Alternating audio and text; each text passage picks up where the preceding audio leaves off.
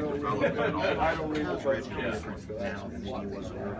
Well, he's bigger, faster, stronger, and he has a better understanding of our system and of our offense and of defensive structure. That he can see things now. Whereas last year, I really think he was just running around trying to make plays, where now there's more of an understanding of our concepts and understanding of how defensive structure fits. It's not, the execution is definitely not where we're going to need to win, but I can tell that he's grown in understanding of defensive structure. Bobby talked a little bit about he'll be better once he's live action, just like that intangible. Yeah, well, that's the whole, with these guys that can run, it's hard to tell if the defensive line really would have sacked him or not, if you cover everybody, you just slip out and run for 40 yards. Well, you don't really get that at practice because you're in skeleton. He drops back, one hitch, throw the ball. So his element of running the ball, it's really hard to judge unless you get out there and let him go. When does it slow down for a quarterback? Does they make a big jump from freshman to sophomore year? Well, I think you make a huge jump between your freshman and sophomore year because you have a full off-season, and you go through the game plans, you go through the practice sessions as a freshman, and then when you come back in spring ball, then you come back in the off-season, all the things that you're installing, you remember throughout the season, and so that's when hopefully it starts to slow down. That's when it should start to slow down. Lamar, you guys have been outspoken though about you were talking about how he could really sling it. Coach after the first practice was impressed with his physical abilities. Where does he rank kind of in the pecking order at this point? Well, there's no rank. We're just fortunate to got a bunch of really good guys, but Lamar is a very talented quarterback. We're going to be really happy. Fans are going to be really happy that we got him in the program. He's a very talented, he can run, throw. Our fans are going to be really happy with him. You guys light up when you talk about him. Are there things he can do that maybe some other guys or maybe not can't do, but maybe not as well? Lamar is as explosive as anybody. Not just on our team. Lamar is one of the most explosive athletes out there. A guy you need to get on the field, whether it's a quarterback or when does that discussion? It'll happen right now. It's all learning the system. The way you learn the system is you're quarterback. You're forced to learn what all 11 of our guys are doing. You're forced to learn defensive structure. You're just forced to learn it all.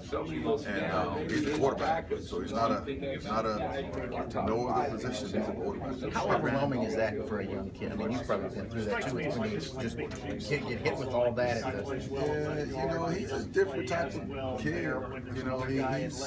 He's okay with it.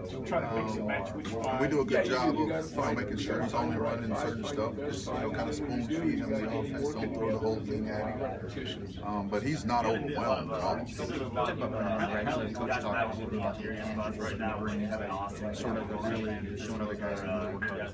Well, Brandon has a lot of respect from our team because they voted him captain. It's not just because of his performance on the field. I think it's his performance in the weight room, in the off season, how he works.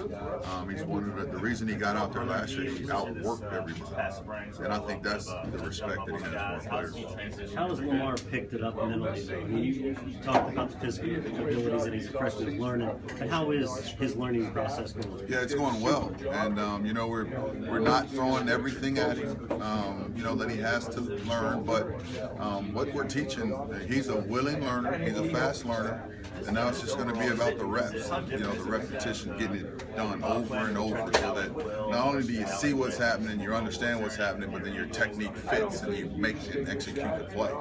So he's fine. You just got to keep developing, keep growing, but he's a really good player. You talked about it a little bit the other day, but have you been seem to be impressed, and the staff's been impressed that Will is like had no problem coming back from a third serious injury. Yeah, I'm impressed with it, but like I said the other day, I never saw when Will got injured, in Boston College, I never saw a look in his eye that he was not back. You know, the next day or so, when we found out what the injury really was, he never was down, or he never showed a sign of weakness in his eyes.